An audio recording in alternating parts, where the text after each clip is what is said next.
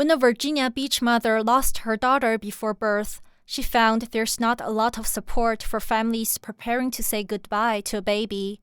Starting with one tiny handmade burial gown, her nonprofit is helping parents through that same grief years later. I'm Yi-Ching Wang. This is WHRO News. In 2009, Heather Wilson was expecting a baby girl. She plans to name her Kennedy. Wilson's pregnancy seemed normal at first. Then she developed preeclampsia, a dangerous pregnancy complication that causes high blood pressure. The doctors never really prepared me for how serious it was and didn't let me know that it could cost me my life or cost my daughter her life, which is what ultimately happened. One day, Kennedy stopped moving. When Wilson and her husband rushed to the hospital, doctors could not find a heartbeat. Wilson labored for about 26 hours before delivering her daughter stillborn. We went from, painting a room, decorating a room, putting her name on the wall, washing all her clothes and draft, and preparing for a baby, installing car seats, to planning a funeral.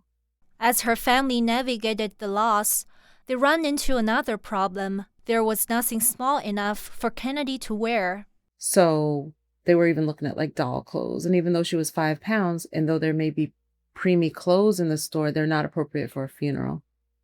They're onesies. Years later, Wilson turned that painful memory into Kennedy's Angel Gowns, a nonprofit that makes burial gowns for babies from donated wedding dresses. Inside her Virginia Beach home, one bedroom has been turned into a sewing workspace. Almost 100 angel gowns hang in neat rows, with colorful threads and ribbons stored on the shelves below. Made in soft colors like white, cream, or pink, the tiny satin and lace gowns are provided to families free of charge.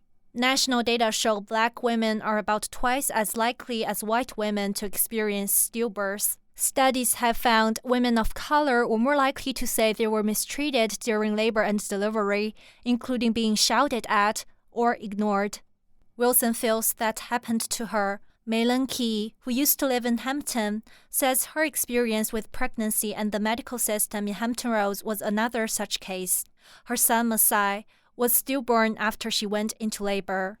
I would say things and they kind of burst it, oh no, you're okay, don't worry about it. Her doula, Nikita Hill, says many of the Black mothers she supports deal with similar issues. I see it in real life. I see my mamas being ignored.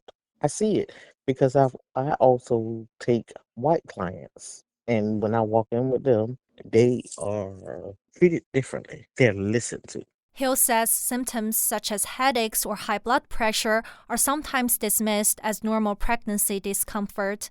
Jennifer Lesko is an associate professor at Virginia Commonwealth University's Department of Obstetrics and Gynecology. She says VCU is trying to identify risks such as hypertension and obesity, so doctors can monitor patients more closely before a pregnancy becomes dangerous. We need to improve access to preconception counseling and care so that patients can come in and understand sort of their general risks. Her department also works with the state's pregnancy loss initiative to help parents navigate grief after a miscarriage, stillbirth, or infant loss. Kennedy's Angel Gowns has grown to include around 20 volunteers and supports families across Hampton Roads and sometimes nationwide. The group now funds funerals, runs support groups, and trains doulas to help parents navigate pregnancy loss. A decade after she made the first angel gown, Heather Wilson distributes 4 or 5 gowns every week. I'll never stop doing it. As long as there's a need for these gowns, I'll be sewing them. Yi-Ching Wang, WHRO News.